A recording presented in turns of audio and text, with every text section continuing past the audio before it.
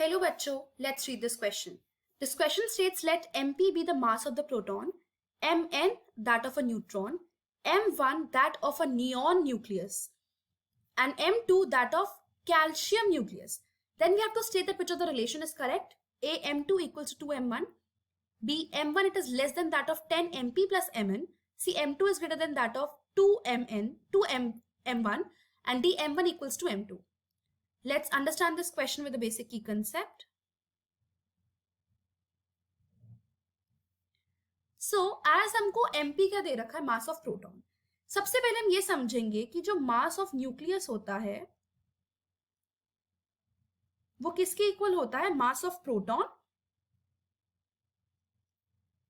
Plus mass of neutron. And हमें यहाँ पे मास ऑफ प्रोटॉन कितना दे रखा है, MP, and that of neutron it is Mn. So mass of nucleus MP plus Mn के equal होता है. But there is an exception कि मास डिफेक्ट की वजह से व्हाट हैपेंस कि जो स्टेबल न्यूक्लियस का मास होता है वो हमेशा लेस होता है mass of proton and mass of neutron के सम से. इसका मतलब मास डिफेक्ट एक ऐसा डिफेक्ट है जिसकी वजह से एक मास ऑफ स्टेबल न्यूक्लियस वो हमेशा लेस होगा देन दैट ऑफ, अगर मैं उसका न्यूक्लियस का, सपोज अगर मैंने कैल्शियम लिया, कैल्शियम का न्यूट्रॉन एंड प्रोटॉन का सम अगर इट इज 20 प्रोटॉन्स 20 न्यूट्रॉन्स, सो हमारे पास टोटल आया 40. बट उसका जो मास है स्टेबल न्यूक्लियस का वो उस 40 के लेस होगा.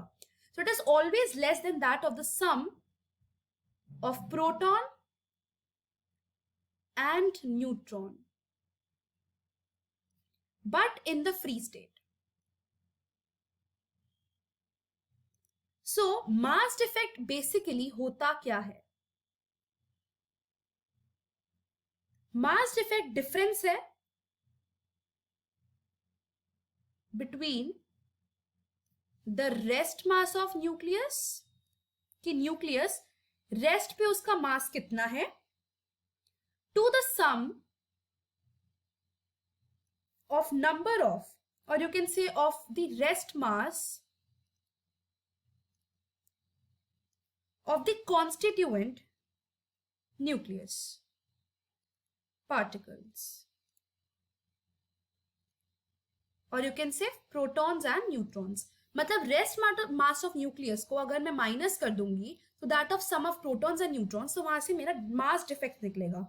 एंड मास डिफेक्ट रिस्पॉन्सिबल है for binding energy. Binding energy होती है कि जब हम प्रोटॉन्स एंड न्यूट्रॉन्स को अट्रैक्ट करते हैं. सो मास डिफेक्ट एक रिस्पॉन्सिबल डिफेक्ट है जिसकी वजह से binding energy is taking place. And जितना हैवी न्यूक्लियस होगा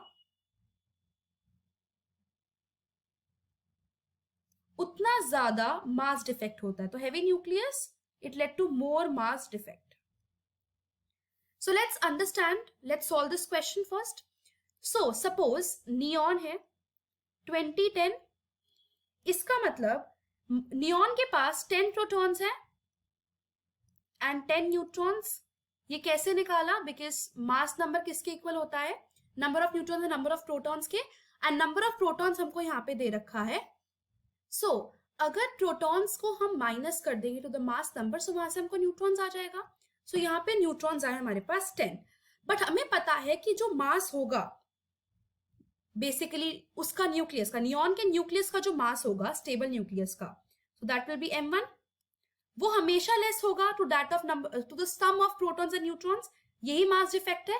so it will be equals, it will be less than that of 10 MP plus Mn from the given relationship जो हमको दे रखा है. This is the first equation. Secondly अगर calcium की बात करी जाए 40-20, इसमें भी 20 प्रोटॉन्स एंड 20 न्यूट्रॉन्स है.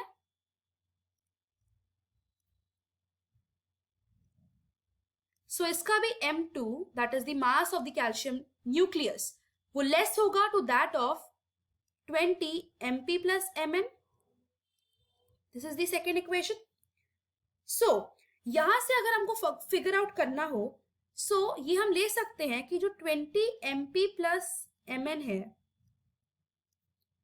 अगर मैं m2 को इस साइड लेके जाऊं तो माइनस हो जाएगा, वो ग्रेटर होगा than that of 10 mp plus mn, और mn m1 को माइनस यहाँ पे फर्स्ट वाली इक्वेशन में इस साइड लेके जाऊंगे तो it will be minus, so minus m1. Why? क्योंकि हैवी न्यूक्लियस है, एंड जितना हैवी न्यूक्लियस होगा, जितने ज्यादा प्रोटॉन्स होंगे, उतना ज्यादा मास डिफेक्ट शो करेगा. सो इसका मास डिफेक्ट ज्यादा ही होगा, क्योंकि calcium it is having more protons, mass defect ज्यादा होगा. सो नाउ अगर मैं इसको माइनस कर दूं और m2 और m1 को एक साथ, मतलब एक साइड ले जाऊं, सो it will B 10 minus 20 minus 10, that will be 10 mp plus mn. So it will be greater than that of m2 minus m1. And इससे हम ये भी निकाल सकते हैं, अगर मैं m2 को इस साइड लेके जाऊं या m1 को दूसरी साइड लेके जाऊं, so m2 will be greater than that of, will be less than that of m1 plus 10 mp plus mn. हम यहां से ये भी पता लगा सकते हैं कि जो m2 होगा वो लेस होगा 2m1 के, क्योंकि वी नो कि 20 है वैल्यू m1 की. जब हम इसको कैलकुलेट करेंगे further, so we know that m2 it is less than that of 20. और अगर हम यहाँ पे 10 पुट करेंगे m1 की जगह, क्योंकि 10 अप्रोक्सीमेटली अगर पुट भी कर दें, सो 20 जाएगा. सो इसका मतलब m1 की वैल्यू अप्रोक्सीमेटली बड़ी ही आएगी देन दैट ऑफ m2. सो ये भी एक रिलेशनशिप है. This is the third relationship. So we need to state कि कौन सा रिलेशनशिप सही है. A बोल रहा है कि m2 इक्वल है दैट ऑफ 2m1, बट नहीं, m2 लेस है than that of 2m1, so this is wrong. B states that m1 it is less than that of 10 mp plus mn. This is correct. So B is correct. Option C said that m2 ज्यादा है than that of 2m1. That is wrong. m2 less है than that of 2m1. So this is wrong. Option D said दोनों equal है. That is wrong. So the final answer to this question is option number B. I hope you understood it well. Best of luck.